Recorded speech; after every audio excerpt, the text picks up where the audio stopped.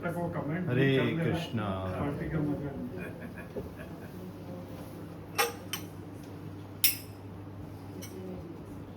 ठीक है, 5 मिनट कीर्तन करते हैं सभी। ठीक है। जय राधा माधव कुंज बिहारी, जय राधा माधव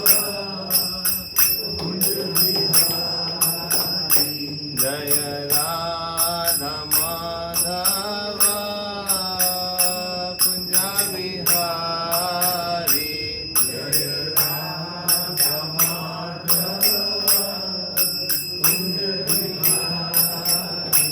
जय गोपी जन वल्लभ गिरिवरधारी, जय गोपी जन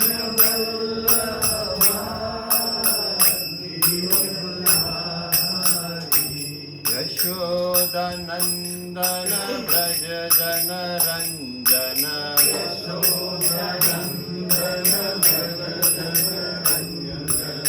यशोदनंदन ब्रज जन रंजन,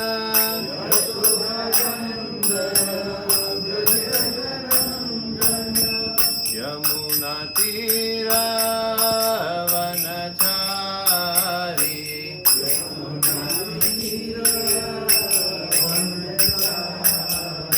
जय राधा माधव कुंज बिहारी, जय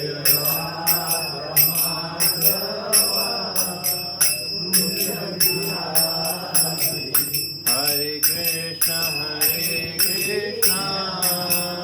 कृष्ण कृष्ण हरे हरे, हरे राम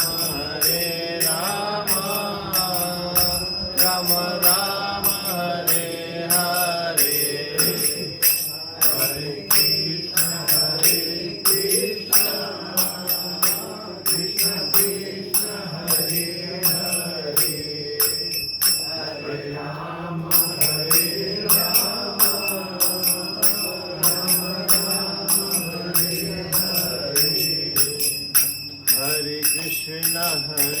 कृष्ण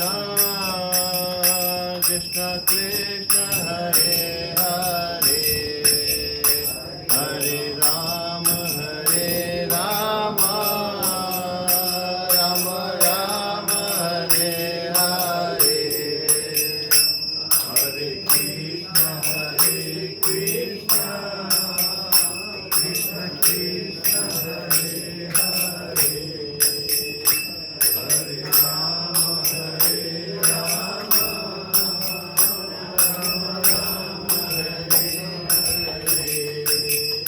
जय राधा श्याम सुंदर राधा श्याम सुंदर राधे राधे, जय राधा श्याम सुंदर राधा श्याम सुंदर राधे राधे, जय ललिता विशाखा जय हो राधे श्याम, ललिता विशाखा जय हो राधे श्याम, जय ललिता विशाखा जय हो राधे श्याम, ललिता विशाखा जय हो राधे श्याम, जय कृष्ण बलराम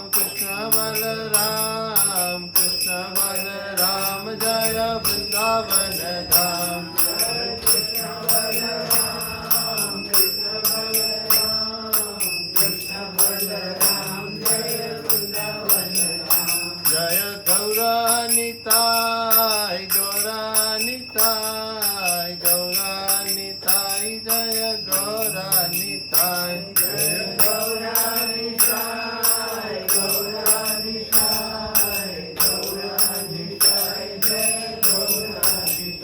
जय जय प्रभुपाद जय जय प्रभुपाद,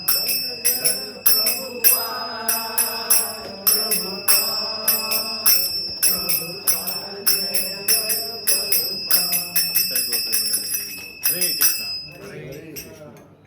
तो आप सभी का स्वागत है आज के इस सत्र में। किसी को याद है लास्ट क्लास में हमने क्या सीखा था? Where is Prabhuji? He's going to the station. He's coming. He's coming. Yeah. He come a bit late. Little bit. He's going to leave his daughter. Okay. तो बताइए किसी को कुछ याद है last class? Very good. Yes. सबसे basic ज्ञान भगवत गीता पढ़ते हैं तो ABCD जिसको बोलते हैं ना, A for Apple, B for ball. तो वैसे हम शरीर नहीं, हम आत्मा है. सबसे शुरुआती ज्ञान यही है. और कुछ हमने पढ़ाव किया हो, किसी को कुछ याद हो? कृष्ण भगवान की एंट्री अब दूसरे अध्याय में पहले श्लोक से हो जाएगी. पहले तो अर्जुन की, संजय की, धृतराष्ट्र की थी पहला अध्याय. आज कृष्ण भगवान खुद आएंगे. और बताइए किसी को. तो चलिए हम थोड़ा सा रिकैप कर देते हैं. देखिए पहले हमने सारा समरी पढ़ा था, श्लोका नहीं पढ़े थे. 7वें श्लोक नंबर तक की सारी समरी पढ़ी थी. तो पहले ही जो सेक्शन है वो क्या, अर्जुन की अनिश्चितता और कृष्ण को गुरु स्वीकार करना. अर्जुन और कृष्ण में क्या रिश्ता पता है? Very good. सखा. Very good. सखा भी है और जीजा साला भी है. सखा पहले है, जीजा साला. हाँ, दोनों सही है. तो देखिए क्या होता है, जीजा साला जब बात करते हैं तो एक हंसी मजाक का मूड होता है. एक गप्पा मारता है, किसके टॉन्ट मारता है, उसकी टांग खींचता है, ये करता है. जीजा साला में मजाक होता रहता है. सखा में भी बहुत मजाक होता है. दोस्त होता है तो कैसे तू तड़ाके से बात करते रहे, तू ये कर दे, तू वो ले आन, उसके ऊपर पैर रख दे, गान, उसको ये कर दे, कुछ भी करता है ना दोस्त लोगों में, और ये सब में चलता रहता है. तो वो जो एक रोल था, उस रोल से अभी रोल चेंज होने वाला है. वो 7वें श्लोक के अंदर अर्जुन जो है कि ये समझ जाएगा कि वो कोई प्रॉब्लम में है, और प्रॉब्लम है तो वो किसी की शरण ग्रहण कर लेगा और उनको अपना गुरु स्वीकार करेगा. तो अब जो बातचीत करने का जो टोन होगा ना, वो टोन चेंज हो जाएगा. जैसे हम गुरु से बात करते हैं तो एक तहजीब होती है, मैनर्स होता है कि गुरु से किस तरीके से बात किया जाएगा. दोस्त से बात करेंगे तो एक अलग टोन होती है.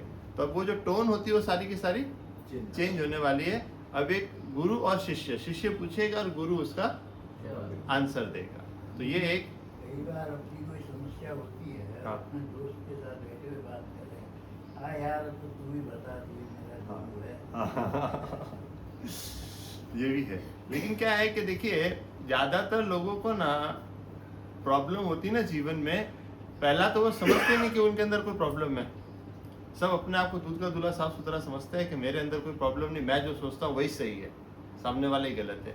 सबसे बड़ी बात तो ये कि आपको ये पता चल जाए कि आप कोई प्रॉब्लम के अंदर हो, प्रॉब्लम में हो, पता चल जाए तो फिर किसी एक योग्य व्यक्ति के पास जाके उसके उपाय लेना भी एक बुद्धिमानी का कार्य है.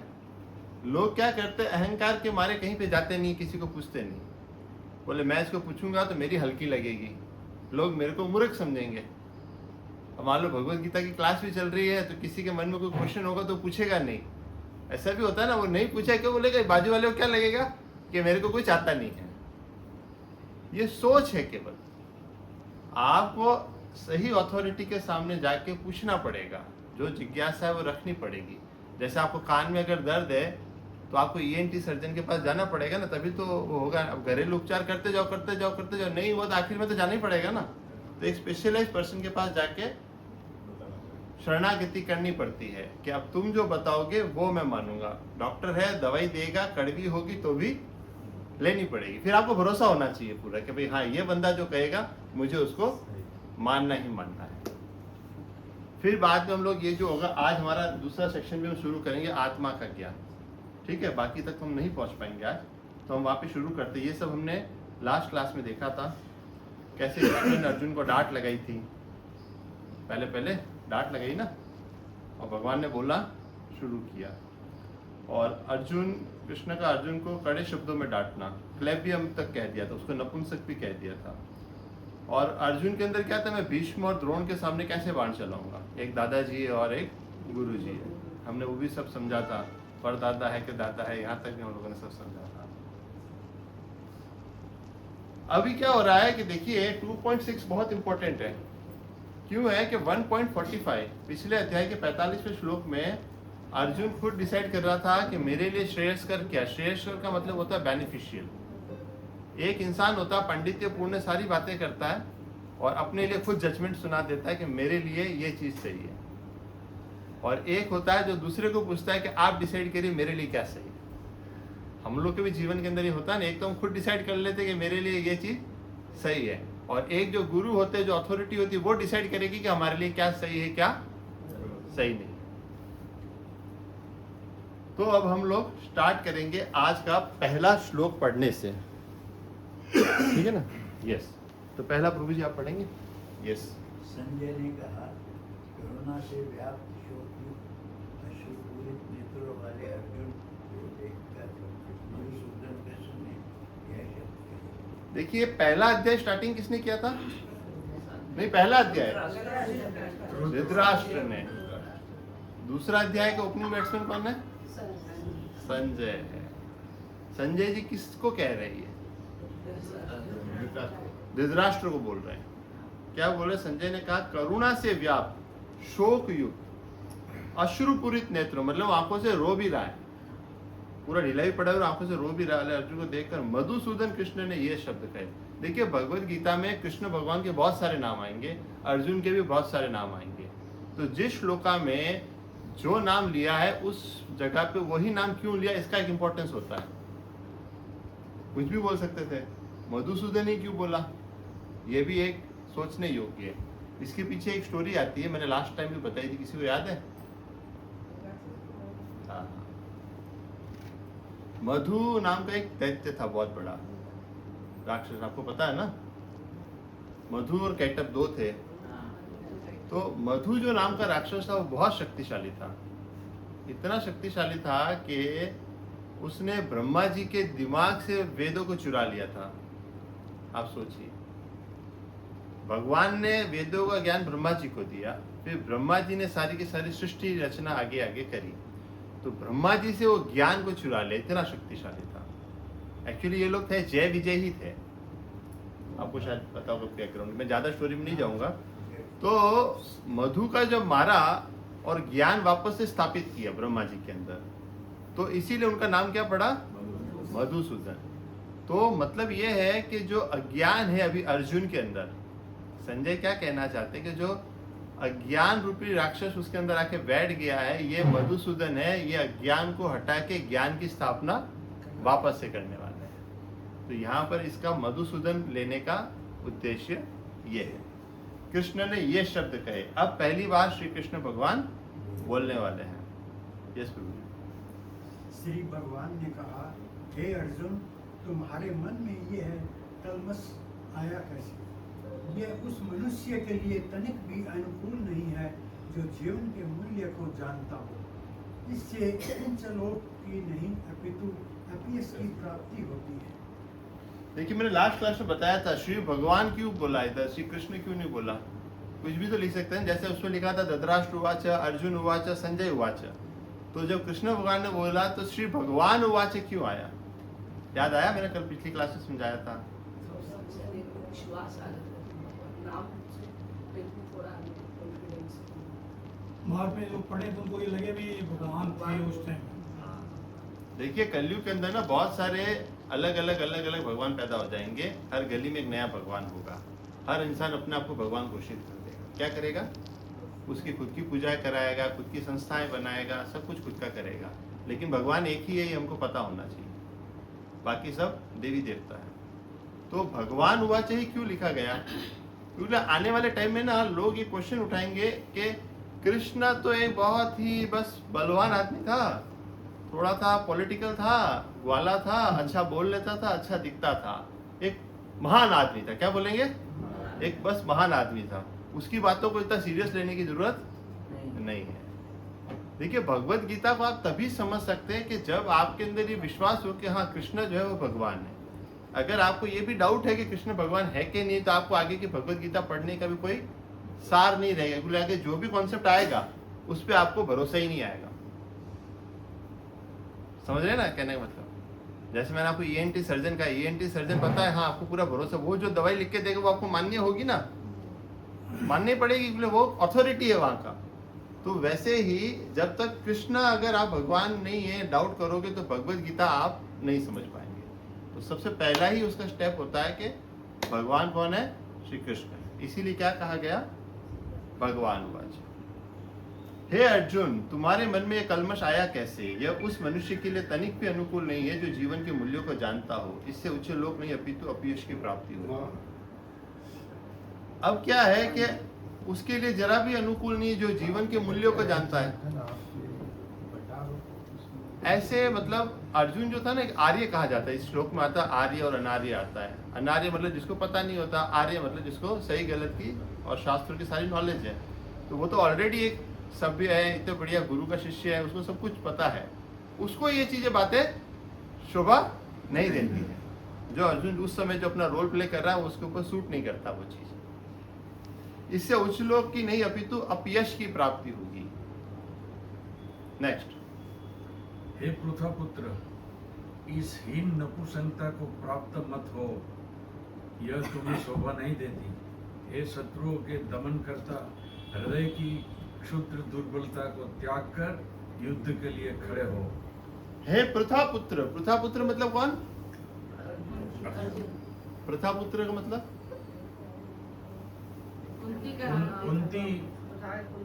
कुंती का नाम। देखिए हर जगह अलग, कभी कभी इसका नाम धनंजय आएगा, कभी गुड़ाकेश आएगा, कभी सव्यसाची आएगा, बहुत सारे अर्जुन के भी नाम आएंगे और कृष्ण के भी बहुत सारे नाम। हे पृथा पुत्र, इस नीन नपुंसकता को प्राप्त मत हो, यह तुम्हें शोभा नहीं देती है। हे शत्रुओं के दमन करता, हृदय की शुद्ध दुर्बलता को त्याग कर युद्ध के लिए खड़े हो। देखिए एक होती है करुणा और एक होती है हृदय की दुर्बलता। इन दो के अंदर फर्क है। ये फर्क कौन बताएगा? गुरु ही बताएगा। आपको तो वही लगता है कि मेरी करुणा, बट ये करुणा नहीं है आपकी, ये हृदय की दुर्बलता है आपकी। आसक्ति है वहां पर। कहां पर? द्रोण के अंदर, भीष्म के अंदर, सबके अंदर बहुत ज्यादा अटैचमेंट है। अटैचमेंट बहुत ज्यादा आता है ना, तभी कर्तव्य भूल जाता है। बहुत ज्यादा आपकी आसक्ति लगी होगी ना, तो आप अपना कर्तव्य सही से नहीं निभा पाओगे। पुलिस वाला है, अरे किसी को भी पकड़ेगा, लेकिन पता चले तो मेरे मामा का ही लड़का है, तो पकड़ने में दिक्कत होगी। क्यों दिक्कत होगी? ये तो मेरे मामा का लड़का भाई है, इसको मैं कैसे पकड़ूंगा? तो जहां पर आसक्ति होगी वहां पे कर्तव्य निर्वहन दिक्कत आएगी, बराबर से आप नहीं कर सकते। मान लो लाठीचार्ज करने वाला होगा तो मामा के लड़के पे मारेगा क्या? वो ऐसा कॉन्सेप्ट समझ रहे हो क्या ना? मतलब तो हर जगह जहां पर भी अटैचमेंट होगा वहां पर कर्तव्य पालन में दिक्कत आएगी। वो अभी पुलिस वाला है, सरकार ने उसको नौकरी दी है, तो उसका काम क्या है? अपना कर्तव्य का पालन करो। सामने तुम्हारा मामा का लड़का है, XYZ कोई भी हो, बट हाथ उसका हिलेगा। क्यों हिलेगा? क्योंकि उसका अटैचमेंट है। नेक्स्ट। अर्जुन ने कहा, हे शत्रुहंता, हे मधुसूदन, मैं युद्ध भूमि में किस तरह भीष्म तथा द्रोण जैसे पूजनीय व्यक्तियों पर उलटकर बाण चलाऊंगा। सिंपल है, वही चीज वो कह रहे हैं। अर्जुन ने कहा, हे मधुसूदन, युद्ध भूमि किस तरह भीष्म और द्रोण जैसे पूजनीय व्यक्तियों पर उलटकर बाण चलाऊंगा। ये हमने डिस्कस कर लिया ऑलरेडी। नेक्स्ट। ऐसे महापुरुषों को जो मेरे गुरु हैं, उन्हें मारकर जीने की अपेक्षा इस संसार में भीख मांगकर खाना अच्छा है। भले ही वे संसार के लाभ इच्छुक हों, किंतु है तो गुरुजन ही। यदि उनका वध होता है तो हमारे द्वारा भोग्य प्रत्येक वस्तु उनके रक्त से सनी होगी। बहुत बड़ी बात कह रहे हैं वो। क्या कह रहे हैं? ऐसे महापुरुष जो मेरे गुरु हैं, उन्हें मारकर जीने की अपेक्षा संसार में भीख मांग के खाना अच्छा है। क्या बोल रहे हैं? मैं इनको मारूंगा नहीं, मैं जगह जगह जाके भीख मांग के भी खा लूंगा, लेकिन इनको मैं मारने वाला नहीं हूँ। भले ही ये संसारिक लाभ के इच्छुक है, भले ये राज्य का भोग करना चाहते हैं, जो भी करना चाहते, उनकी इच्छा तो यही है ना, भले उनको करने दो, किंतु है तो गुरुजन। यदि उनका वध होता है तो हमारे द्वारा भोग्य प्रत्येक वस्तु उनके रक्त से सनी होगी। रक्त से सनी होगी। मान लो कि आपने जीता और ये टीवी खरीद के लाए, तो ये टीवी का रिमोट हाथ पकड़ोगे तो उस पर लगेगा पूरा का पूरा खून से लथपथ है। किसके खून से लथपथ है? कोई भीष्म और द्रोण के। तो टीवी का रिमोट चला पाओगे क्या? आप नहीं चला पाओगे ना। तो कोई भी चीज जो आप भोगने जाओगे, वो भोगने अगर जाओगे तो क्या लगेगा कि ये सारी की सारी चीजें जो है उनके रक्त से सनी। बड़ी चीज है। वो अपना प्रोफाइल भूल गया है, अपना प्रोफाइल भूल के इधर उधर की बातें कर रहा है। जो उसका काम है वो वाली बात नहीं कर रहा, इधर उधर की बातें कर रहा है। हाँ, नेक्स्ट पे आ जाते हैं। हम यह भी जानते हैं कि हमारे नहीं जानते क्या श्रेष्ठ है, उनको जीतना या उनके द्वारा जीते जाना। यदि हम धृतराष्ट्र के पुत्रों का वध कर देते हैं तो हमें जीवित रहने की आवश्यकता नहीं है, फिर भी वे युद्ध भूमि में हमारे समक्ष खड़े हैं। देखिए, एक भक्त का हृदय बहुत ज्यादा सिंपल और करुणा वाला होता है। वो सोचता है कि इनको मार भी दूंगा तो मैं एंजॉयमेंट कहाँ करने जाने वाला हूँ। आपने मान लो मर्सिडीज खरीद ली, फरारी खरीद ली, और बाजू में कोई बैठने वाला ही नहीं है, फैमिली मेंबर ही नहीं, तो आप क्या करने वाले हो? एंजॉय करोगे क्या? नहीं। बर्थडे पार्टी बुला तो ली, अब बुलाने जाओ तो कोई मानस ही नहीं है, तो फिर क्या एंजॉय क्या करोगे? वो परिवार खड़ा होगा तो ही तो करोगे। घर में मान लो शादी का प्रसंग है, घर में 3 बुआएं हैं, वो है, और तीनों बुआ ने बोल दिया कि मेरे को तो आना ही नहीं शादी में, तो क्या आपको मजा आएगा शादी में? नहीं आएगा। तो ये होता है। तो आपको अपना परिवार है और सब कुछ है, सबको लेके चलना होता है। बहुत बड़ा बलिदान भी देना पड़ता है कई बार परिवार को साथ में लेके चलने में। बहुत सी बातें इग्नोर मारनी पड़ती तो परिवार साथ चलता है। तो वैसे वो क्या बोलता है, इन सबको मार दूंगा तो क्या ही एंजॉय करेंगे हम लोग? कोई भी चीज आगे भविष्य में रिश्तेदार और परिवार के साथ ही एंजॉय करेगा इंसान। अभी नेक्स्ट श्लोक का आ रहा है, ये है यू टर्न। अर्जुन का यू टर्न होने वाला है। अभी तक तो सारी की सारी बातें कर रहा था, ये मेरा भी सबसे फेवरेट श्लोक में आता है एक्चुअली।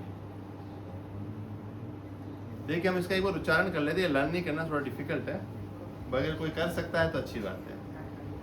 कार्पण्य दोषोपहता स्वभाव पृच्छामि त्वां धर्म सम्मूढ़ चेता यश्रेयस्यान्निश्चितं ब्रूहि तन्मे शिष्यस्ते हम शादि मां त्वां प्रपन्नम। प्रपन्नम मतलब शरणागति, मैं शिष्य बन रहा हूँ। इसकी भी हम आराम से सुनेंगे इसको। यस, नेक्स्ट पढ़िए। अब मैं अपनी कृपण दुर्बलता के कारण अपना कर्तव्य भूल गया और सारा धैर्य खो चुका। ऐसी अवस्था में मैं आपसे पूछ रहा हूँ कि जो मेरे लिए श्रेष्ठ हो उसे निश्चित रूप से बताएं। अब मैं आपका शिष्य हूँ और स्वागत हूँ, कृपया मुझे उपदेश दें। देखिए, कृष्ण भगवान को भी ये पता है कि जब तक सामने वाला सलाह ना मांगे उसको देनी नहीं चाहिए। हम लोगों में क्या होता है, कोई पूछे ना पूछे हम लोग सलाह पहले देते हैं। आपने देखा, एक चीज नोट किया होगा ना, हम वो मांगने वाला है कि नहीं तो भी हम अपनी सलाह तो दे ही देंगे। लेकिन क्या होता है, सलाह कब देनी चाहिए? जब सामने वाला आपसे पूछे। कृष्ण भगवान अभी तक इंटेलिजेंट इंसान की तरह सुन रहे हैं ना, एक अध्याय पूरा बीत गया, बोले कुछ भी नहीं। और कब बोल रहे हैं? जब सामने वाला सुनने का इच्छुक है। नहीं तो आप सलाह भी दोगे ना तो वो सुनने का इच्छुक नहीं होगा तो उसको कोई फर्क नहीं पड़ने वाला है। अब देखिए, अब अर्जुन स्वीकार करता है कि मैं अपनी कृपण दुर्बलता के कारण अपना कर्तव्य भूल गया और सारा धैर्य खो चुका। ऐसी अवस्था में मैं आपसे पूछ रहा हूं कि जो मेरे लिए श्रेष्ठ हो उसे निश्चित रूप से बताए। देखिए, अभी तक क्या हो रहा था, वो खुद डिसाइड कर रहा था कि उसके लिए श्रेयस्कर क्या है। मैं भीख मांग के खा लूंगा तो मेरे लिए बेटर होगा, दुर्योधन अगर मेरे को निशस्त्र को मार डाले तो वो भी मेरे लिए अच्छा होगा। सब कुछ अपना अच्छा अच्छा खुद डिसाइड कर रहा था ना। अब क्या कह रहा है, अब आप डिसाइड करिए कि मेरे लिए अच्छा क्या है। तो अच्छे शिष्य की ये निशानी होती है कि वो गुरु को पूछता है कि अब आप बताएं। गुरु को ज्ञान देने नहीं बैठने का। जब गुरु के पास जाता है ना, इंसान क्या करता है, पहले तो अपनी झाड़ता है एकदम कि मेरे को ये आता है, मेरे को वो आता है, मैं तो ये हूँ, मैं ये हूँ, मैंने ये किया, मैंने वो कर दिया, अपने डींगे हाँकेगा। अरे वो सामने गुरु है यार, उसको तुम्हें डींगे हाँकने की जरूरत नहीं है। तुम अपना शरणागति के भाव से उतर जाओ। शरणागति के भाव से जाओगे तो तुम कुछ सुनने के इच्छुक होगे और तुम कुछ अपनाओगे, वरना तुम तो गुरु को भी ज्ञान दे के आ जाओगे। आजकल लोगों के अंदर ये होता है, यूँ होता यही है, यही होता है, हकीकत बात है। तो एक एटीट्यूड हमें सीखना जरूरी है कि शिष्य का एटीट्यूड क्या होता है। जबकि है कौन सामने, कृष्ण है। वो जीजा साले का रिश्ता भी है, सखा भी है, सब कुछ है, तो उसने अपना मूड चेंज कर दिया।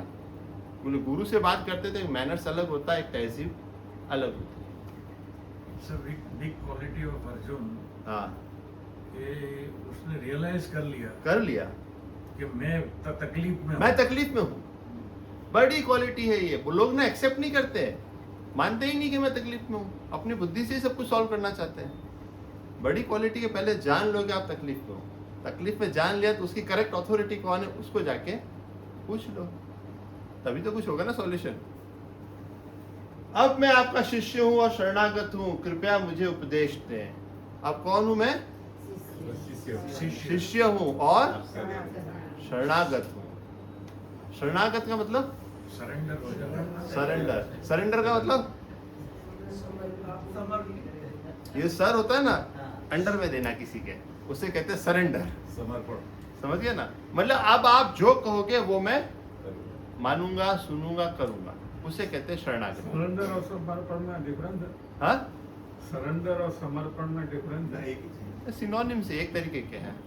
सरेंडर हुआ है बिना कहे, बिना चाहे भी सरेंडर कर दिया। समर्पण ये है कि मेरे को वो करना है। हथियार दिखाई दे, अरे हरे कृष्णा है।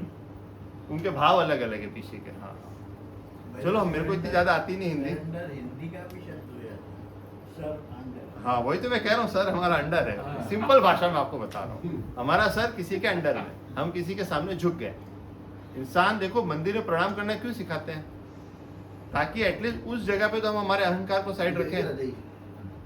हम जो होता है उतनी समय के लिए हमारे अहंकार को साइड रखेंगे और भगवान के सामने झुक जाएंगे।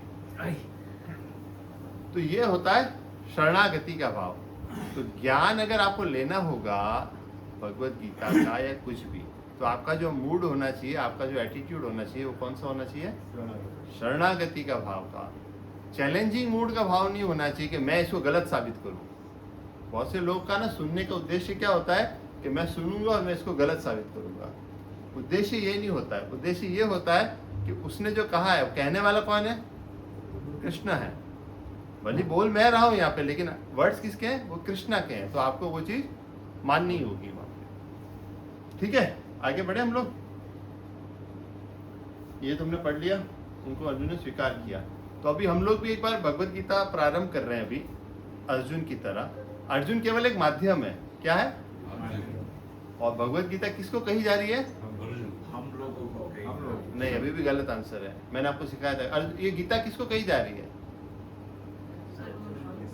अर्जुन तो माध्यम है। माध्यम है। किसको कही जा रही है? हम लोग नहीं नहीं, आप आधा राइट हो, आधा राइट नहीं हो। नहीं नहीं नहीं नहीं, मैंने सिखाया था। नहीं नहीं नहीं, सृष्टि को, नहीं कृष्ण पूरे ह्यूमन मैनकाइंड को, जीवात्मा के लिए मैंने एग्जैक्ट सिखाया था। एग्जैक्ट आधे सही हो आप लोग, आधे सही हो। देखो एक्चुअली याद नहीं रहता कलयुग का बाकी प्रभाव। आधा बता दीजिए। भगवत गीता कही गई है, मेरे लिए कही गई है। किसके लिए कही गई है? हम सबके लिए तो कही नहीं, ऐसा नहीं सोचना आपको। वो सबको सोचो, ये भगवत गीता मेरे लिए कही गई है। खुद के लिए। ये मूड होना चाहिए आपका, तब आपको अपने जीवन के प्रश्नों का उत्तर मिलेगा। ये एक जनरल आंसर है, सबके लिए कही गई है, पूरी दुनिया के लिए, ऐसा नहीं है। ये आपका और कृष्ण का 1-to-1 रिलेशन है। क्या है? भगवत गीता किसके लिए कही गई है? मेरे लिए कही गई है। ये करेक्ट आंसर। ये जिस दिन आपको समझ में आएगा तब आप भगवत गीता अच्छे से समझ पाओगे।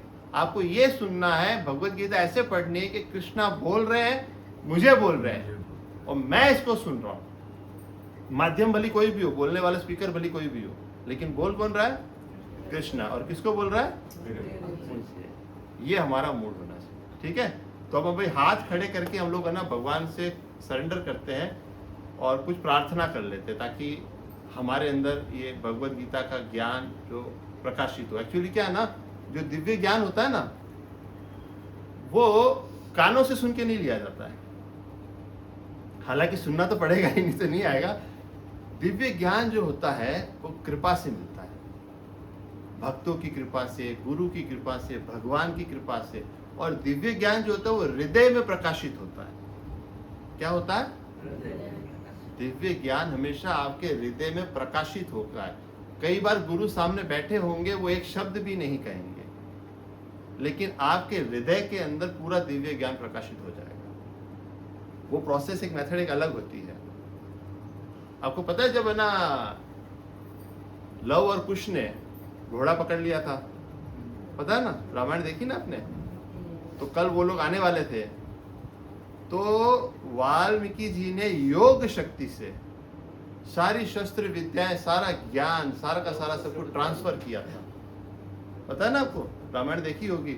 वो एक क्षण ही बहुत होता है। गुरु की अगर कृपा हो जाएगी ना, तो एक पल भर में आपको आत्मज्ञान हो जाएगा। जैसे फाइल डाउनलोड कैसे करते हैं वैसा सीधा, ना कोई वाईफाई है ना कोई ब्लूटूथ है, लेकिन कृपा से आता है। तो ज्ञान कब मिलेगा हमें? कृपा से। और कृपा कब आएगी? जब हमारे अंदर शरणागति का भाव होगा। जब शरणागति का भाव होगा तो कृपा भी मिलेगी और ज्ञान भी बैठेगा। नहीं तो गुजराती में कहावत है આપણે કથામાં તો બેસી ગયા, પણ કથા આપણી અંદર બેસી કે નહીં બેસી એ મહત્વનું છે. आप तो आके बैठ गए ना, बट क्या हुआ, यहाँ से सुना और यहाँ से निकल गया. अंदर बैठी कि नहीं बैठी कथा, दैट इज मोर इम्पोर्टेंट. तो हम दोनों हाथ खड़े कर लेते हैं. हे कृष्ण, हे यादव, हे गोविंद, मैं आपकी शरण में हूँ. कृपया मुझे ये दिव्य ज्ञान भगवत गीता प्रदान करे. हरे कृष्णा कृष्णा कृष्णा हरे हरे, हरे राम राम राम हरे हरे. अब मैं आपकी शरणागत हूँ. बोलिए, अब मैं आपकी शरणागत हूँ. मैं आपकी शरणागत में हूँ. हरे कृष्ण. तो ये आपका मूड डेवलप हो गया. ये बोलना बहुत जरूरी होता है. अगर आप बोलेंगे नहीं तो सब जन शरण में आ गए. अब अपन ने शरणागति स्वीकार कर ली. क्या आप हमारे बॉस हैं, आप हमारे गुरु हैं, आप जो हमें कहेंगे वो हम सुनेंगे, और हमारे प्रार्थना ये रहेगी कि हमारे हृदय में वो चीज आके बैठे. नहीं तो बहुत सारे हम पढ़ भी लेंगे और अंदर नहीं बैठेगा ना, तो कोई ज्यादा मतलब नहीं उस चीज का. नेक्स्ट, ये प्रभु जी बाकी रह गए थे, लेट आए थे. हाँ प्रभु जी, आपके लिए. मुझे ऐसा कोई साधन नहीं दिखता जो मेरी इंद्रियों को सुखाने वाला इस शोक को दूर कर सके. स्वर्ग पर देवताओं के अधिपत्य की तरह इन धन्य की तरह इस धन्य संपूर्ण सारी पृथ्वी पर निष्कर्ष राज्य प्राप्त करके भी मैं इस शोक को दूर नहीं कर सकूंगा. मतलब उसको क्या है कि सब कुछ मिल भी जाएगा ना, तो भी वो इस शोक को दूर नहीं कर सकता. अच्छा, ये जो होता है ना, ये अंदर से हुआ उसको. अब जब तक ज्ञान का दीपक प्रकाशित नहीं होगा ना, उसको सब कुछ उल्टा पुल्टा ही दिखने वाला है. रणभूमि भी वही है, सब कुछ वही है. पहले तो खुद बोला कि दोनों सेनाओं के बीच में लेके चलो. दोनों सेनाओं के बीच में लेके चले गए तो बोलता मेरे को युद्ध नहीं करना है. अरे बोला तो तू नहीं था उधर लेके जाओ, तो तभी तो लेके गए. और अब बोला घर से तू निकला, तेरे को पता नहीं था कि सामने विश्व पितामह होगा कि द्रोणाचार्य होगा. तब पता नहीं था कि गुरु होगा, दादाजी होंगे. तब तुम्हें पता नहीं था कि अब इधर आके तुम पलटी खा रहे हो. ये कहाँ से बात हो गई. नेक्स्ट. संजय ने कहा, इस प्रकार कहने के बाद शत्रुओं का दमन करने वाला कृष्ण अर्जुन से बोला, हे गोविंद, मैं युद्ध नहीं करूंगा, और चुप हो गया. साइलेंस हो गया. क्या हो गया. मैं युद्ध नहीं करूंगा. will not do anything. शत्रुओं का दमन करने वाला है, मतलब ग्रेटेस्ट वॉरियर एक्चुअली अर्जुन, जो बहुत बड़े वॉरियर है. हे गोविंद, मैं युद्ध नहीं करूंगा, और चुप हो गया. नेक्स्ट.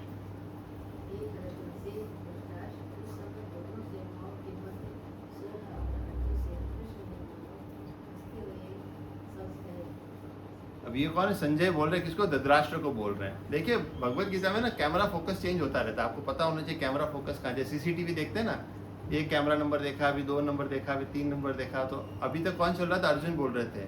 फिर पिछले श्लोक में कौन आ गए. संजय आ गए थे. अब संजय किसको बोल रहे हैं. धृतराष्ट्र को बोल रहे हैं. उस समय दोनों सेनाओं के मध्य में शोक मग्न अर्जुन से कृष्ण ने मानो हंसते हुए ये शब्द कहे. अब क्या है कि सामने वाला थोड़ी सी बेवकूफ़ी कर रहा है, तो क्या होता है, थोड़ी सी स्माइल आ जाती है, हंसी आ जाती है ना, कि सामने वाला इतना इंटेलिजेंट, इतना खिलाड़ी आदमी और ऐसी ऐसी बातें कर रहा है, तो एक हल्की सी स्माइल आ गई कृष्ण भगवान के सामने.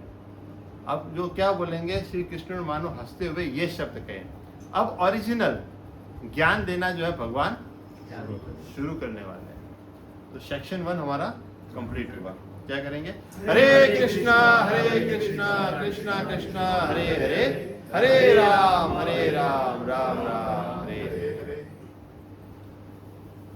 अब देखिए 11 से लेके 30 नंबर श्लोक दूसरे अध्याय का, ये है कृष्ण के द्वारा आत्मा का ज्ञान दिया गया. कोई भी अगर आपको पूछे भगवत गीता में आत्मा का ज्ञान कहाँ पर है, तो आपको पता होना चाहिए दूसरे अध्याय में 11 से 30 नंबर श्लोक में पूरा आत्मा का ज्ञान दिया है. पहला ज्ञान ही भगवान ने क्या दिया है, आत्मा का. हर एक बुक में ये मिलेगा. 100% यही है. 11.3 100%. भगवत गीता तो एक ही है ना, कहीं पे कोई डिफरेंस नहीं आएगा. जो ट्रांसलेशन जो बोलते हैं, तात्पर्य जो होता है, पर्पट्स हर जो राइटर होता है वो अपने हिसाब से टिप्पणियां देता है.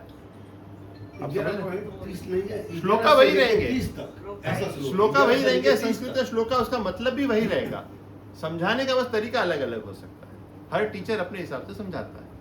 तो 11 से लेके 30 तक कृष्ण के द्वारा आत्मा का ज्ञान दिया जाए। इसीलिए मैं कहता हूँ ये सबसे बेसिक ज्ञान है कि हम शरीर नहीं, हम आत्मा। ठीक है ना, समझ में आ गया? हम शरीर नहीं, हम क्या है? हाँ, आत्मा। ये बात याद रखना। देखिए पहला ही श्लोक बोलते भगवान क्या बोल रहे हैं? अशोचयान अन्वशोचस्त्वम प्रज्ञावादांश भाष्य गतासु न गतासु च नानु शोचन्ति पंडितः। अब वो क्या कह रहे हैं कि तुम पंडित हो, मतलब पंडितों की तरह बात कर रहे हो। अब इसको हम पढ़ते हैं। नेक्स्ट किसका टर्न है? Yes sir. मैंने कहा तुम पांडित्य पूर्ण वचन करते हुए उनके लिए शोक कर रहे हो जो शोक करने योग्य नहीं है। जो विद्वान होते हैं वे न तो जीवित के लिए न ही मृत के लिए शोक करते हैं। देखिए श्री भगवान ने क्या कहा कि पंडित्य पूर्ण। क्या बोला? हाँ, तूने बहुत सारी पंडितों जैसी बातें तो तूने कर ली। अभी तो वो सारे शास्त्र का ज्ञान, ये ज्ञान गुरु के सामने जाके, मतलब पहले तुमने ज्ञान वो बता रहा था, पहले गुरु तो नहीं स्वीकार किया, लेकिन इंसान हर बार अपना ही ज्ञान पहले बताता है। मुझे ये लगता है, मुझे ये, मुझे ये, मुझे ये। पांडित्यपूर्ण वचन कहते हुए उनके लिए शोक कर रहे जो शोक करने योग्य नहीं है। जो विद्वान होते हैं वह न तो जीवित के लिए न मृत के लिए शोक करते हैं। देखिए शोक आ ही जाता है, अगर घर में किसी की डेथ हो जाएगी थोड़ा तो दुख होगा ही होगा, ऐसा नहीं कि नहीं होगा। लेकिन जो विद्वान हो जाते हैं, जिनका स्तर बहुत ऊंचा हो जाता है, जैसे आप संतों को देखोगे, संत समाज में कोई धाम चला जाता है तो कोई इतना बहुत ज्यादा रोना करना नहीं होता, वो उत्सव मनाते हैं एक्चुअली। क्योंकि महापुरुष का आना और महापुरुष का जाना दोनों उत्सव होते हैं। समझ पा रहे हैं क्या? मतलब महापुरुष आएगा ना, वो भी उत्सव है, और महापुरुष जब जाएंगे वो भी उत्सव है। इसीलिए ना आविर्भाव दिवस भी मनाया जाता है और तिरोभाव दिवस भी मनाया जाता है। दोनों चीजें उत्तम है, क्योंकि वो कहाँ गए? वो अपने धाम में वापस गए। नॉर्मल नहीं हुआ उनका। आप समझ रहे ना कहने मतलब? अब वो शोक नहीं करता है। नेक्स्ट आइए, ये बहुत ही इंपॉर्टेंट श्लोक है, पढ़िए।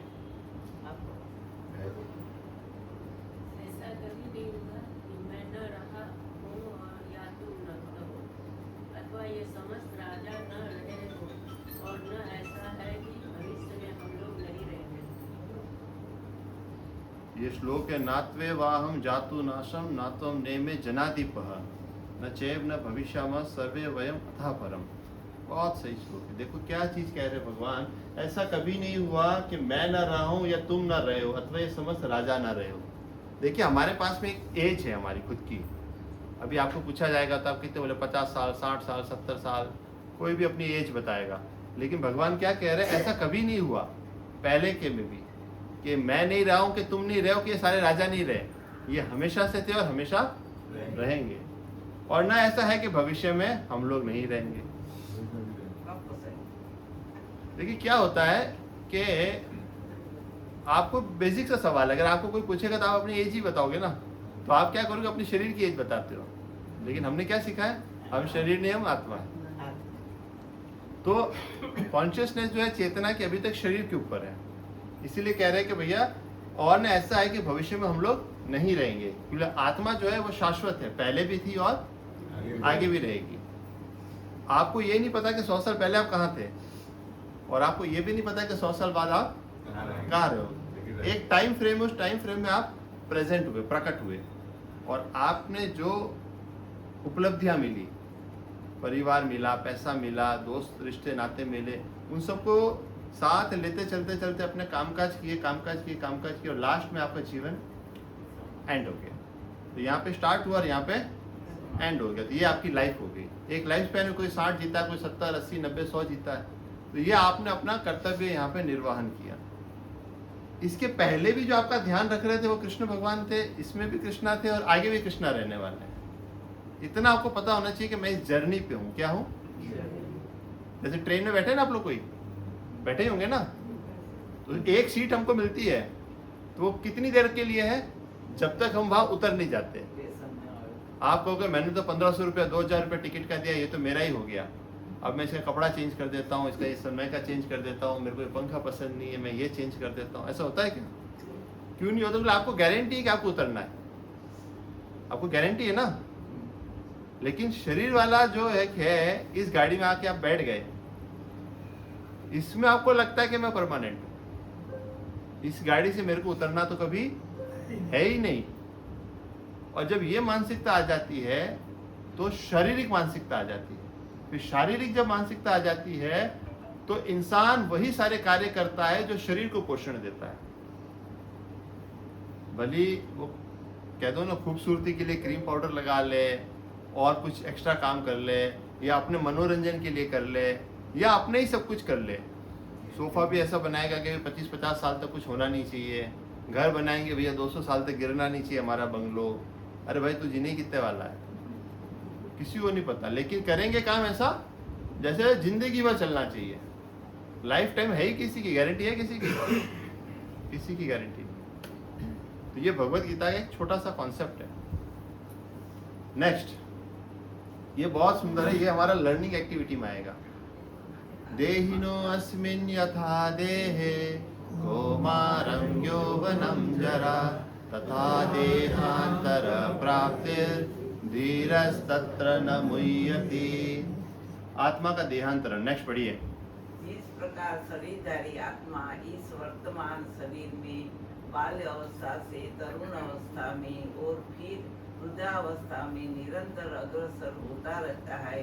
उसी प्रकार मृत्यु होने पर आत्मा दूसरे शरीर में चला जाता है। धीर व्यक्ति ऐसे परिवर्तन से मोह को प्राप्त नहीं होता। देखिए, आत्मा जब ट्रैवल कर रही है, आपके पास में पुरानी एल्बम पड़ी है जहाँ पे कभी आपकी बचपन की फोटो होगी, है? उस फोटो को देखना और आप अपने आप को अभी देखना, कोई चेंज लगेगा आपको? हो सकता है छोटे से बच्चे हो, माँ बाप के हाथ में हो, कहीं पे घोड़े पे बैठे हो, कहीं ऊँट पे बैठे हो, कोई स्टूडियो में फोटो खिंचाया, कुछ भी आप अपने आप को देखना। फिर कभी स्कूल गए हो वो फोटो देखना, फिर कॉलेज वाला देखना, कभी शादी हुई थी शादी की एल्बम देख लेना, और सारी जिंदगी के फोटो देखना अपने आप की। फिर देखना कि ये वही शरीर है कि दूसरा शरीर है। चेंज हो रहा है। आत्मा ऐसा नहीं है कि शरीर की मृत्यु होगी तो ये छोड़ के आगे जाएगी। ये तो आपको परिवर्तन दिखता है ना, भाई किसी ने शरीर त्याग दिया, वो नया शरीर लेगा। लेकिन क्या हो रहा है, हर क्षण ये हो रहा है, आप हर पल अपना पुराना शरीर को छोड़ के नए शरीर में जा रहे हो। वो पूरा देहांतरण नहीं हो रहा, लेकिन कंप्लीट चेंज है। साइंस ऐसा कहती है 7 साल के अंदर, कितने साल में? 7 साल के अंदर टोटल बॉडी के सेल्स पूरे रिप्लेस हो जाते हैं, 100% चेंज हो जाता है। वो इंसान पुराना वाला नहीं रहता है। आप देखिए, आपकी जो चमड़ी है 7 साल, हर 7 साल में आप देखेंगे चेंजेस आ जाएंगे। वो कहावत है ना कि you can not cross the river twice. हाँ, क्योंकि जब दूसरी दफा क्रॉस कर रहे हो तब आप वो नहीं थे जो पहली दफा क्रॉस किया है। तो आप ये ध्यान रखना, ये देहांतरण पहले से ही चल रहा है। तो अभी यहाँ पर क्या क्लियर बताया गया है कि बाल्य अवस्था, पहले कौन सी अवस्था? बाल्य अवस्था, तरुण अवस्था और फिर वृद्धावस्था। पहले बालक होगा, फिर जवान होगा, फिर बूढ़ा होगा। तो शरीर में चेंजेस आते जा रहे हैं, आत्मा की ट्रेवलिंग चलती जा रही है, निरंतर अग्रसर होता है। उसी प्रकार मृत्यु होने पर आत्मा दूसरे शरीर में चला जाता है। प्रोसेस तो वही है। आपने कभी रोया ऐसा, ओए होए होए मैं छोटा था तो कितना गोलगप्पा दिखता था, अब मैं बड़ा हो गया तो ऐसा अच्छा नहीं दिखता। ऐसा होता है ना कि छोटा चब्बी चब्बी होता है, मैं कितना सुंदर था, मैं क्या क्या था, मस्त था मैं, अब तो मैं ऐसा नहीं दिखता। तो इसलिए कोई रोना आया कि ऐसा हो छाती पीट के कोई रोया होगा? नहीं रोया ना, सबको मालूम नहीं, अंदर ही अंदर तो रोएंगे, अंदर ही अंदर रोए। लेकिन बता रहा हूँ, जैसे अभी मान लो कोई शरीर त्याग के चला गया तो हाय हाय ये चला गया, छाती कूट के रोएंगे, करेंगे, सब कुछ करेंगे। लेकिन क्या होता है, वो देहांतरण आपको दिखता है, ये देहांतरण आपको नहीं दिख रहा है। लेकिन ये देहांतरण चल रहा है। ये कौन कह रहे? भगवान खुद कह रहे हैं। और लेकिन क्या है, जो धीर व्यक्ति होता है ऐसे परिवन से मोह को प्राप्त नहीं होता। धीरस तत्र न मुह्यति। धीर मतलब स्टेबल इंटेलिजेंस वाला। जो स्टेबल इंटेलिजेंस है, दिमाग जिसका स्थिर है ना, वो इस परिवर्तन से मोहग्रस्त नहीं होता है। वो जब देखता है, देखिए भगवत गीता पढ़ोगे ना तो आपको देखने का नजरिया थोड़ा चेंज होने वाला है। आप जब भी किसी को देखोगे ना, देखने का नजरिया आपका चेंज हो जाएगा। आपको ये पता चल गया कि ये एक आत्मा है, ये एक जर्नी के अंदर बैठा है, और ये बच्चा था, फिर ये जवान हुआ, फिर ये बूढ़ा हुआ, फिर ये शरीर छोड़ के चला जाएगा। तो ये सारी की सारी यात्राओं के आपके स्टेप हैं। अब ऐसे आप देखोगे तो आपको ज्यादा दुख नहीं होगा। क्या लगेगा? ये तो आत्मा अपनी जर्नी कर रही है भैया, हमारे हाथ में तो है नहीं, हम तो इसको रोक नहीं सकते। ये बच्चा था तो मैं तो रोक नहीं सकता कि तू जवान हो जा। अच्छा, सबसे अच्छी लाइफ ही बचपन की होती है, ना कुछ काम करना ना करना, जाओ चिल्लम चिल्ली मचाओ, खेलो कूदो। हर इंसान यही चाहेगा मैं हमेशा बचपन में रहूं, होता नहीं है। वो जवान भी होगा, बड़ा भी होगा, बूढ़ा भी होगा, सब कुछ करना पड़ेगा। पर जो धीर व्यक्ति होता है ऐसे से मोहग्रस्त नहीं होता है। ये देखिए सारे मैंने ना बताए पिक्चर के अंदर, सारे स्टेजेस है हमारे। क्या आत्मा दिख रही है आपको? आत्मा, ये आत्मा ट्रैवल कर रही है, वही की वही आत्मा है, वहां जा रही, वहां जा रही, वहां जा रही, वहां जा रही, वहां जा रही, क्षीण होता होता।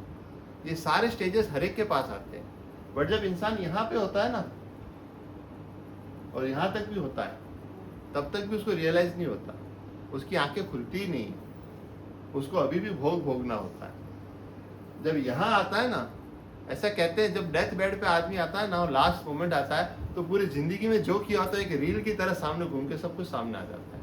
और वो हो सकता है बोल नहीं पाए, सुन नहीं पाए, जो भी हो, उसको सब कुछ सामने दिखेगा, उसने क्या अच्छा किया था, क्या गलत किया था, पूरा एक शॉर्ट स्टोरी के सामने उसका आ जाए। बहुत भाग्यशाली होते हैं वो लोग जिनके पास में ऐसे परिवारजन, ऐसा मित्र होता है जो लास्ट मोमेंट उसको कृष्ण का नाम या राम का नाम बुला दे।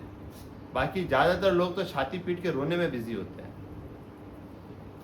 आप अगर सही में उसका कल्याण चाहते हो ना, तो उसको उस वक्त कृष्ण का नाम और राम का नाम ही आपको याद दिलाना है, और कुछ नहीं करना। हाय हाय हाय पिताजी माताजी, रोना करने की कोई बहुत ज्यादा जरूरत नहीं है। उसको कॉन्शियसनेस में याद दिलाओ, आप छोड़ के चले जाओगे, हमारा क्या होगा। अरे उसको और दुखी नहीं करना है, वो ऑलरेडी वो जाने वाला है, तो उसको कृष्ण का नाम याद दिलाओ। 8वें अध्याय में आएगा, अंत काले च माम एव स्मरण मुक्त्वा कलेवरम। जिसने लास्ट मोमेंट पे कृष्ण का नाम ले लिया, राम का नाम ले लिया, वो वापस से जन्म नहीं लेगा, वो भगवत धाम चला जाएगा। फाइनल परीक्षा पता ना, फाइनल परीक्षा, लास्ट परीक्षा वही होती है, उससे कहते हैं डेथ। अब आप जब डेथ पे हो तब आपके पास में कितने भक्तों का संग है, वो आपके जीवन का अचीवमेंट है। ये अचीवमेंट नहीं है कि मेरे पास 4 बंगले हैं, 10 गाड़ियां हैं, इतनी फैक्ट्रियां, ये आपका अचीवमेंट नहीं है। कई बार इतना ज्यादा पैसा होने के बाद इंसान अंदर से अकेला होता है। आईसीयू के अंदर होता है तो बाहर खड़े रहने के लिए 2 लोग नहीं होते। आपकी उपलब्धि कब है? जब आप आईसीयू में और 400 लोग मिलने आए आपसे खड़े होकर मिलने, वो आपके जीवन की उपलब्धि है। और जब आप अपने लास्ट मोमेंट में हो तो कितने लोग आपके पास से बैठ के माला कर रहे हैं, कितने लोग बैठ के कीर्तन कर रहे हैं। और आपने जिंदगी में कभी कीर्तन नहीं किया, दारू पार्टियां की, ये सब कुछ की, तो कौन आपके पास में आके वो करने वाला है? कोई बोलने वाला ही नहीं। ये बहुत बड़े भाग्य की बात है कि कोई लास्ट मोमेंट में आपको कृष्ण का नाम और राम का नाम याद दिला। ये प्रोसेस सबको होने वाला है, ऐसा नहीं किसी का बचने वाला कोई नहीं है इसके अंदर। ये मत सोचना कि मैं तो अछूता हूँ भैया, मेरे इसको तो ये सब कुछ होने वाला नहीं है। ये जो जितेंद्र खत्री बैठे फालतू पागलों की तरह बातें करता है, मेरे को तो ऐसा कुछ होने वाला नहीं। अपन तो हमारे हमेशा जीने वाले लगता है भाई। देखो जब तक शरीर स्वस्थ रहता है ना, किसी को रियलाइज नहीं होती बात। जब रियलाइज कब होती है? जब वो हार जाता है सब कुछ। अब उसके शरीर उठाने को भी नहीं, ग्लास पड़ी लेकिन हाथ नहीं जाएगा उसको शरीर से कि वो ग्लास भी उठा सके, तब उसको ये रियलाइज होता है अंदर से। तब रोता है कि काश मैंने कृष्ण का नाम या राम का नाम उस वक्त ले लिया होता, जब मेरे अंदर शरीर था, ताकत था, देखने का था, सब कुछ था। एक छोटा सा एक वीडियो है, उससे आपको पता चल जाएगा। Body is replaced. Your skin, your bones, even your heart slowly rebuilds itself, cell by cell. The only parts that stay the same are deep inside your brain. So the person you once were doesn't exist anymore. आप जो पैदा हुए थे ना, वो अब आप नहीं हो। क्योंकि जो सेल होते हैं ना, साइंस की भाषा में, हर बार बॉडी के सेल्स चेंज, तभी तो शरीर में परिवर्तन आता है इतने सारा। कोई बड़ा हो जाता है, कोई जिम जाता है, ट्रेनिंग लेता है, मसल सुला लेता है, सब कुछ क्या होता है? सारा का सारा परिवर्तन है। और जो धीर व्यक्ति होता है वो इस परिवर्तन से मोह को प्राप्त नहीं होता है। आई थिंक हमारा टाइम, क्लास का टाइम अभी हो रहा है, ठीक है? तो ये नेक्स्ट श्लोक आएगा, ये बहुत इंपॉर्टेंट है, ये हम लोग नेक्स्ट वाले में लेंगे, ठीक है ना? हरे कृष्णा कृष्णा कृष्णा हरे हरे, हरे राम राम राम हरे हरे। ये बहुत सारी चीजें आएंगी। आत्मा का ज्ञान अभी तक बहुत लंबा चलने वाला है। हो गया। यस, अभी माला का सेशन हम लोग शुरू करने वाले हैं।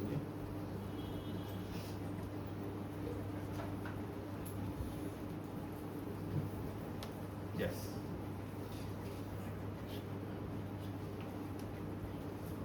ज्ञान समझ में आ रहा है? कैसा तो नहीं किसी को बोरिंग लग रहा है? ऐसा तो नहीं है? कोई लग रहा है किसी को बोरिंग वोरिंग ऐसा कुछ? तो ये ज्ञान खाली ना सुन के खुश नहीं होना है, अंदर उतरना पड़ेगा, अंदर थोड़ा उतारना जरूरी है। और ये उतरेगा कैसे? माला करने से ही उतरेगा। ये रिपीटेशन भी कर, आपको बार बार उसका अभ्यास करना पड़ेगा, एक दफा से नहीं होगा। प्रभुपाद जी के एक शिष्य ने बोला कि आपके जो तात्पर्य पढ़ते हैं तो हर जगह एक ही चीज लिखी होती है, हम शरीर नहीं हम आत्मा है, कितनी बार लिखोगे एक की एक चीज? बोले तेरे को समझ में आ गया कि तू शरीर नहीं आत्मा है, तूने ये बात मान ली? बोले हाँ। बोले जब तक तू नहीं मान पाए तो लोग कैसे मानेंगे? इसलिए हर जगह ये कहना पड़ता है तुम शरीर नहीं तुम आत्मा हो, तुम शरीर नहीं तुम आत्मा हो। ये बार बार होना चाहिए, बार बार अपने आप को कहना भी चाहिए। ठीक है, चलिए माला करते हैं।